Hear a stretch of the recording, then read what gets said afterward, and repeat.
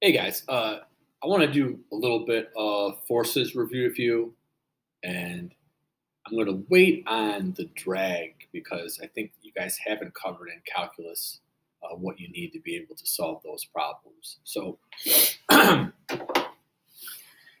object of mass 100 kilograms initially at rest on a horizontal frictionless surface. At time t equals 0, a horizontal force of 10 newtons is applied to the object for 1 second and then removed. Which of the following is true of the object at a time t equals 2 seconds if it's still on the surface? It would be moving with constant speed. So forces act on an object, but the object is in equilibrium. Excuse me. Which of the following statements about the object must be true? It has 0 acceleration and the net force is 0. 3 or 4, one of those two is true, but not both.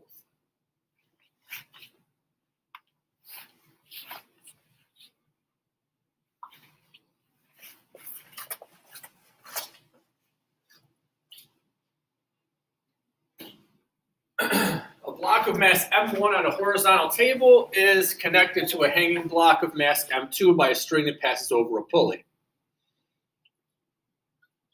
The acceleration of the block is 0.6 g. Assume that friction and the mass of the string are negligible. The tension T in the string is.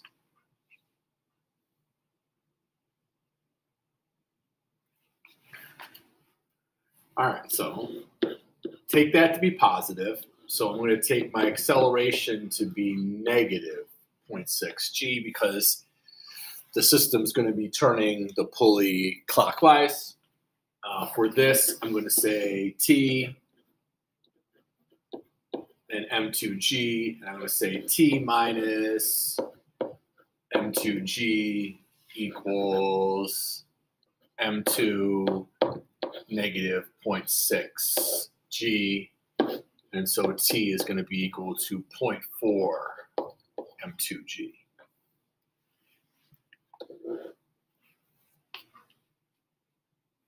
The ratio of the masses M1 to M2 is, okay, so my one, I have T minus M2G equals M2 0.6 G. I have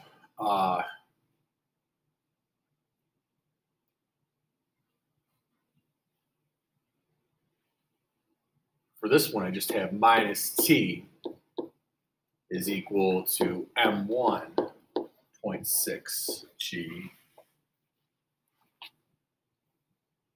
So if I were to add these together, I would have minus M2G equals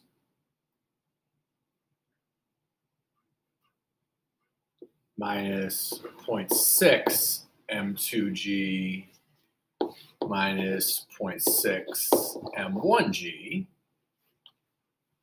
So why don't I add that to the other side?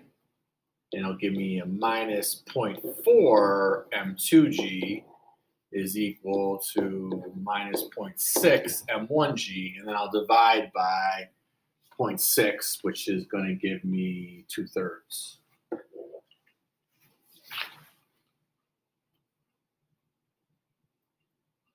No.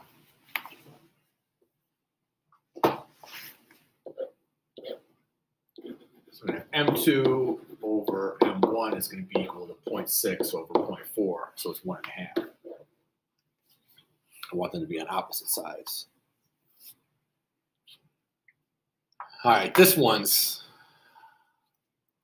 good problem. A uniform ladder of weight W leans without slipping against the wall, making an angle of theta with the floor as shown above. There is friction between the ladder and the floor.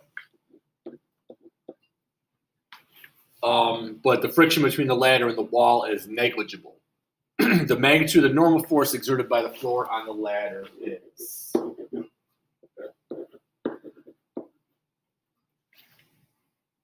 And there's a normal force up here that we can't see from the wall going out. The normal force has to be equal to the weight because you have an arrow up and you have an arrow down. The magnitude of the frictional force exerted on the ladder by the floor is. Okay, so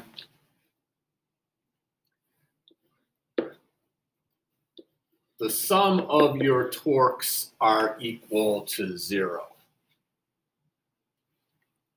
And so I'm going to take the length of my ladder.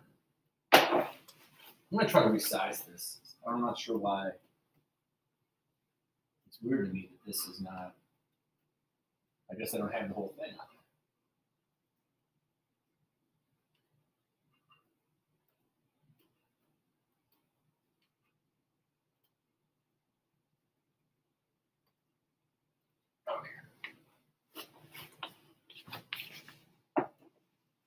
Make it work. Okay, so I'm going to say that this is going to be the pivot point of my system. So I'm going to measure everything from there. And I'm going to have a torque from the weight, a torque from the friction, and a torque from the normal.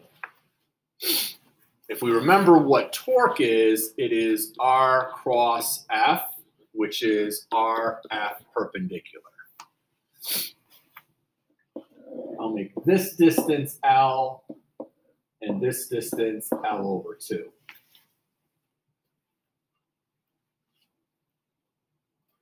All right, so the weight, the only part of the weight that matters is the part that is the component that's perpendicular, which should be that component.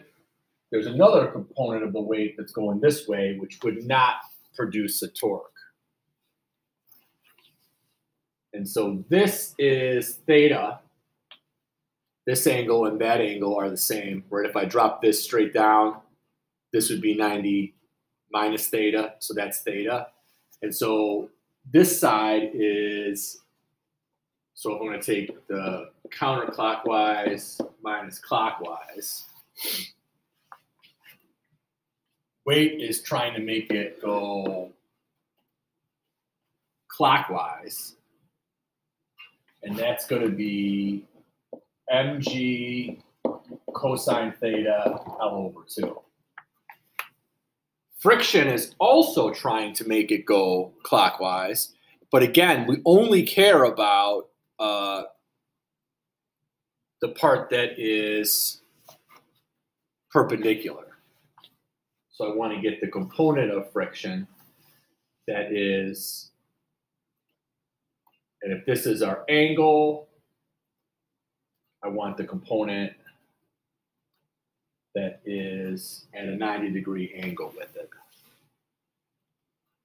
And then the normal is going to be our counterclockwise force.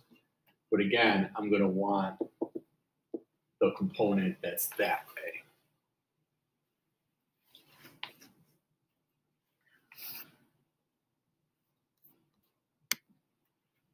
So for our friction, I can draw it up here as well. And so this is going to be F sine of theta. And so for my other clockwise torque, I'm going to have minus F sine of theta times L, because this is acting L away. And then on this side, perpendicular to it, I have my normal force. And my normal, if this is theta,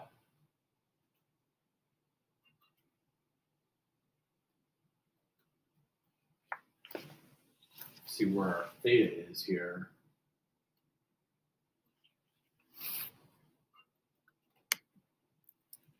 So I can draw my normal here as well. These would be our two components, the red ones.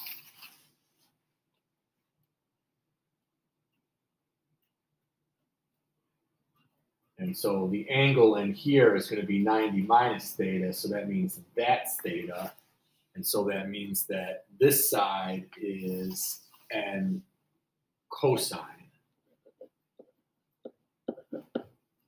of theta times L. And this whole thing is equal to 0. I don't remember what I'm solving for. So I want to get f by itself. Okay, so I'm going to add f sine of theta L. So on one side, on the other side, I'm going to have n cosine theta L minus mg cosine L over 2.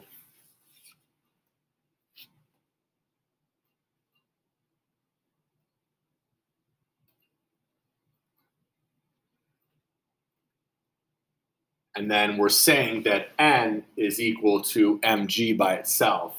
So I'm going to cancel out an L. Let me switch colors again.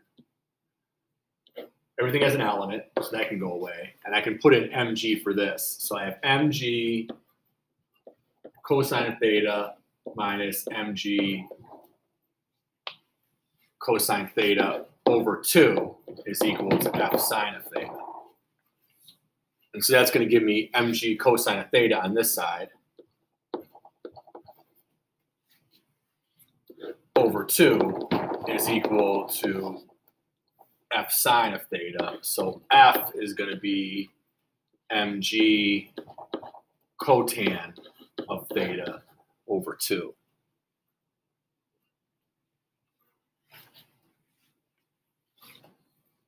Which is E. That's a good one. It's very tricky about where the theta ends up. You need to be careful with that in those. 3 blocks, A, B, and C, masses 1, 2, and 3 respectively are initially at rest on a frictionless surface. As indicated in the figure above, what force has to be applied on the block C to accelerate the 3 blocks at 2? We have 6 kilograms. And I want 2 meters per second. That's going to be a 12 Newton force.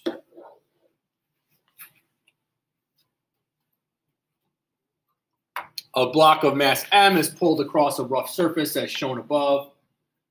The coefficient of friction between the block and the surface is mu k. I don't have a picture. The block.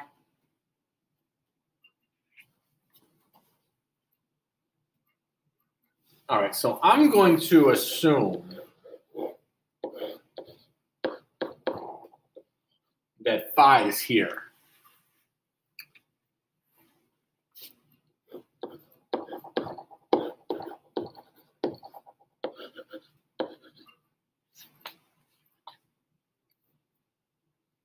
And so friction, because it's F not equals 0 if it's moving at constant speed, is going to have to be F cosine of phi. Is that a choice?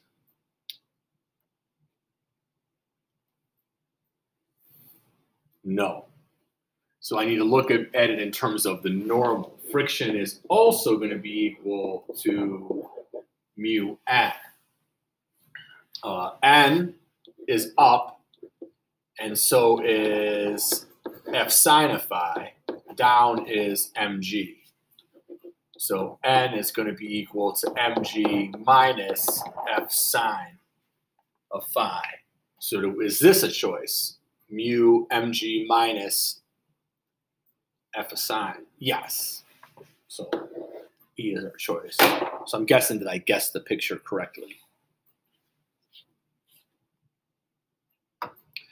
2 4-kilogram blocks hang from a rope that passes over 2 frictionless pulleys, as shown in the figure above. What is the tension in the horizontal portion of the rope? The blocks are not moving. It would just be 40 newtons. They're trying to trick you into adding those two together and making it 80, but it would just be 40.